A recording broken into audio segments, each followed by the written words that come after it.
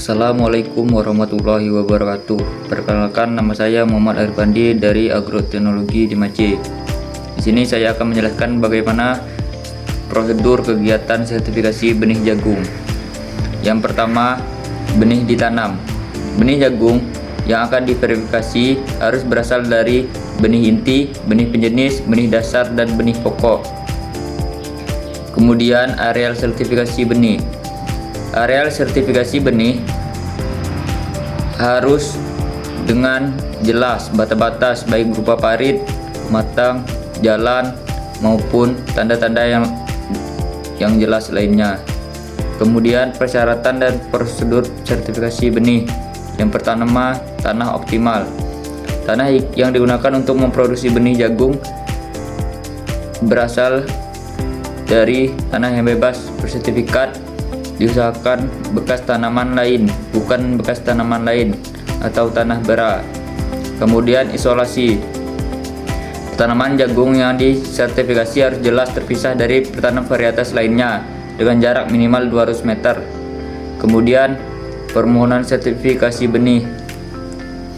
Permohonan sertifikasi benih diajukan kepada instansi penyelenggara sertifikasi benih paling lambat 10 hari sebelum tabur atau tanam.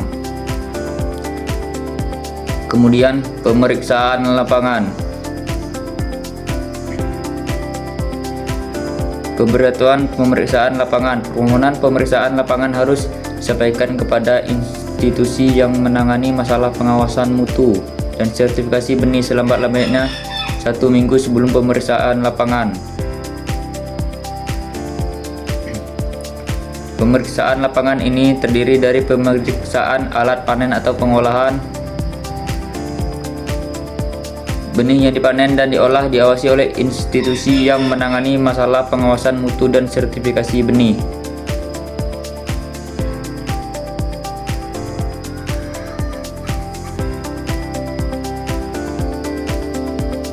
Kemudian ada masa berlaku label, diberikan paling lama 6 bulan sejak tanggal selesai pengujian atau paling lama 8 bulan setelah tanggal panen.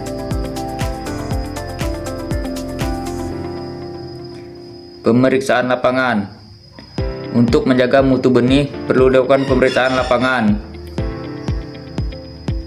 Tujuan pemeriksaan lapangan: yang pertama, menilai kemurnian genetik, menilai sumber-sumber kontaminasi yang terdiri atas varietas lain dan tipe simpang, menilai kesehatan benih dari hama dan penyakit yang dapat ditularkan melalui benih.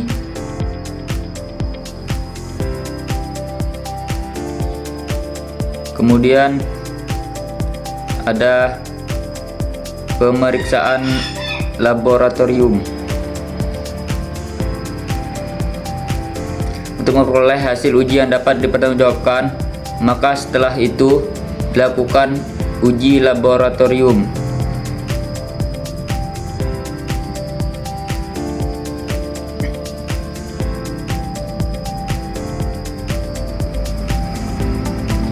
Pengujian benih bertujuan untuk mengkaji dan menetapkan benih dengan faktor kualitas benih yang baik.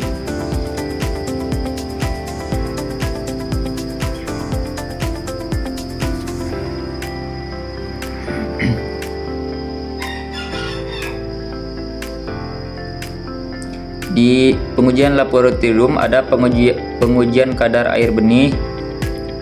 Kadar air adalah berat air yang hilang karena pemanasan sesuai dengan aturan yang ditetapkan, yang dinyatakan dalam persentase terhadap berat awal contoh benih. Kemudian analisis kemurnian benih. Benih murni adalah benih yang sesuai dengan pernyataan pengirim atau secara dominan ditemukan di dalam contoh benih, termasuk benih-benih varietas lain dan jenis tersebut aman. Pengujian daya kecambah benih. Pengujian daya kecambah benih bertujuan untuk menentukan potensi perkecambahan maksimum dari suatu benih yang dapat digunakan untuk membandingkan benih dari lot yang berbeda dan untuk menduga daya tumbuh di lapangan.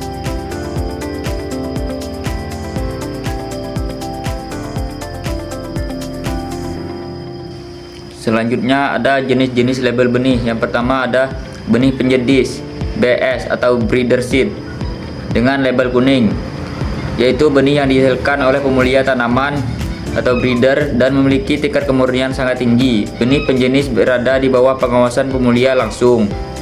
Kemudian ada benih dasar atau BD Foundation Seed FS dengan label putih, benih sumber yang diproduksi oleh produsen benih BBI BPTP, perusahaan benih profesional, dan dikendalikan melalui sertifikasi benih. Kemudian ada benih pokok BP atau stock seed SS, kebanyakan dari benih dasar yang diproduksi oleh produsen atau penangkar benih di daerah dengan pengendalian ketat sehingga kemudian varietas dan identitasnya tetap terpelihara sesuai standar mutu yang diterapkan dengan label ungu. Kemudian ada benih sebar atau BR Extension Seed SS dengan label biru, benih yang banyak ditemukan di pasaran dan kios-kios pertanian, merupakan jenis benih yang dianjurkan untuk digunakan oleh petani dan konsumen benih. Mungkin sekian penjelasan dari saya. Apabila ada kesalahan, saya mohon maaf. Saya akhiri, wabillahi taufik wal hidayah. Wassalamualaikum warahmatullahi wabarakatuh.